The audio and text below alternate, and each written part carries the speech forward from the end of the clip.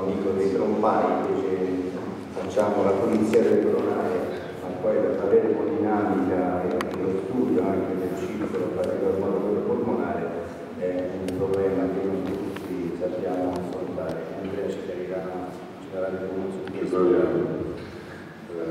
Cari colleghi, gentili moderatori, sentitemi un ringraziamento anche da parte mia a Francesco per il sempre gratitissimo invito a questo evento che è arrivato alla 10ª edizione, quindi è entrato a pieno diritto nella tradizione scientifica e archeologica. Indubbiamente la similitudine linguistica tra ipertensione polmonare e ipertensione arteriosa polmonare ha creato negli anni un poca confusione e una qualche difficoltà nell'inquadramento diagnostico e terapeutico dei pazienti con ipertensione polmonare.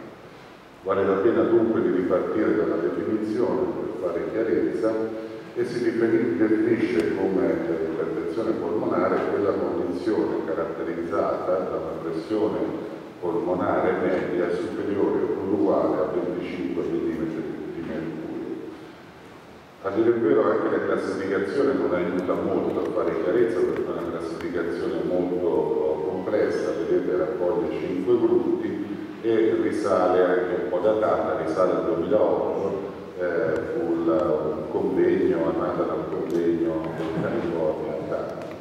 Nel primo gruppo rientrano le forme propriamente dette di ipertensione arteriosa polmonare, forme idiopatiche, forme ereditarie, forme secondarie ad agenti tossici, forme associate a patologie, tra le più importanti ricordiamo e anche le più frequenti, le forme di infezione da HIV e le forme legate a malattie del connettivo, mi riferisco in particolare alla sclerodermia. Poi forme di ipertensione persistente neonata. Nel secondo gruppo sono tutte le patologie del cuore sinistro, dallo scompenso cardiaco, dalla disfunzione ventricolare sinistra alle valvulopatie che comportano come ripercussione emodinamica di ipertensione polmonare. Nel terzo gruppo le forme secondarie a pneumopatie. Nel quarto gruppo una categoria che finora è stata abbastanza trascurata, ma che sicuramente in futuro dovrà essere guardata con più attenzione. Si tratta di quei pazienti che a distanza di 3-6 mesi mantengono valori di pressione polmonare alta dopo un evento di embolia polmonare. Perché dico vanno tenuti con attenzione sotto controllo? Perché si stanno sviluppando delle evidenze anche di studi clinici che hanno dimostrato un certo vantaggio nel trattamento di questi pazienti.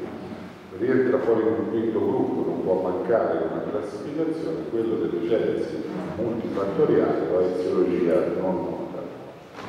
Molto più semplice e pragmatica è la classificazione emodinamica che sceglie come cut-off la pressione di inquinamento polmonare e distingue due forme, le forme di ipertensione polmonare precapillare con pressione di inquinamento inferiore o uguale a 15 mm di mercurio e le forme post-capillari con wedge pressure superiore a 15 mm di mercurio. Nel primo gruppo rientra la gran parte delle forme di ipertensione polmonare che abbiamo visto, nel secondo gruppo ovviamente rientrano le forme secondarie a disfunzione ventricolare sinistra o a valvulopatia. Dal punto di vista epidemiologico sicuramente il secondo e il terzo gruppo della classificazione giocano la parte da leoni, rappresentando da soli circa il 90% dei casi di ipertensione polmonare. Ma non è da trascurare questa piccola quota rossa che rappresenta sì il 4%, poco in effetti, ma sono le forme di ipertensione arteriosa polmonare, quelle del primo gruppo, se ricordate la classificazione, che sono però gravate da una prognosi decisamente bassa. Un terzo di questi pazienti sono affetti da malattie del connettivo, in particolare dalla sclerodermia. Nell'inquadramento diagnostico del paziente con ipertensione polmonare, le linee guida dettano quelli che sono i paletti di stage da superare nel definire il quadro di ipertensione polmonare e parlano di conferma del sospetto diagnostico, di valutazione dell'eziologia dell'ipertensione polmonare la valutazione della classe funzionale di questi pazienti e il grado di compromissione emodinamica, ultimo ma non ultimo per importanza, come vedremo. Perché è importante nella diagnosi stabilire l'eziologia? Perché a differenti forme di ipertensione arteriosa polmonare, e vedete qui i due casi, la linea azzurra, quelle delle forme idiopatiche di ipertensione arteriosa polmonare, rispetto alla linea gialla, che sono le forme secondarie a sclerodermia, quindi tutte e due ipertensione polmonare, ma vedete bene, hanno una prognosi decisamente diversa. E poi perché è importante stabilire le classi funzionali? Perché a classi funzionali diverse corrispondono storie completamente diverse. Le classi funzionali 4 hanno una curva di sopravvivenza veramente drammatica. Le classi funzionali terza e soprattutto la seconda hanno una curva di sopravvivenza decisamente più favorevole. E questo è lo stesso concetto, ma visto da un altro angolo di osservazione. Se andiamo a vedere le classi funzionali terza, ma soprattutto la seconda, vediamo che abbiamo un largo margine di tempo entro il quale agire. Quindi è evidente che noi nel nostro approccio diagnostico e terapeutico dobbiamo affinare l'attenzione soprattutto sui pazienti paucisintomatici o addirittura asintomatici.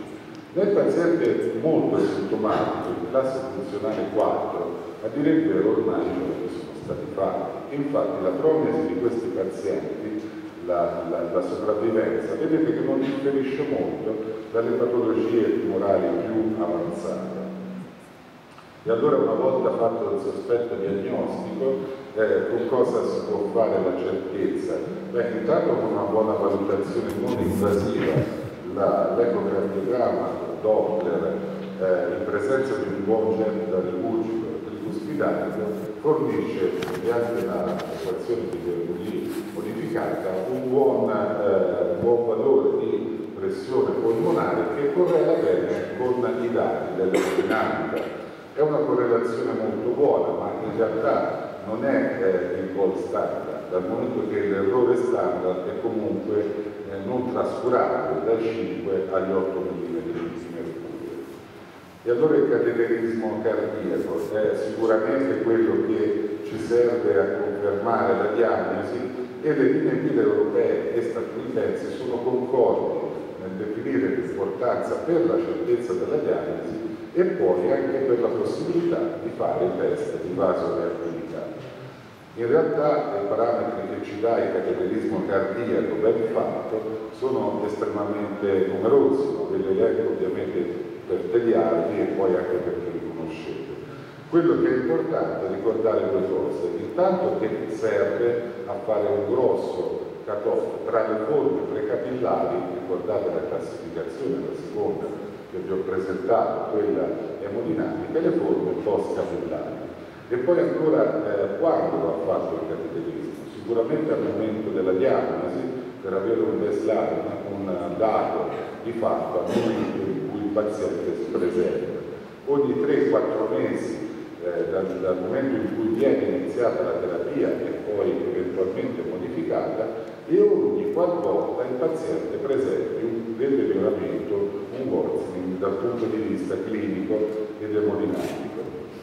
Il cateterismo cardiaco ha, come abbiamo detto, il grande vantaggio di poter fare anche un test di stimolazione, si chiama test di vasoreattività, lo si può fare facendo inalare l'ossido nitrico, lo si può fare con la somministrazione intravenosa di epoprostenolo, così come anche con l'infusione di adenosina. Quello che è importante è che ci serve a distinguere i pazienti che sono cosiddetti responders.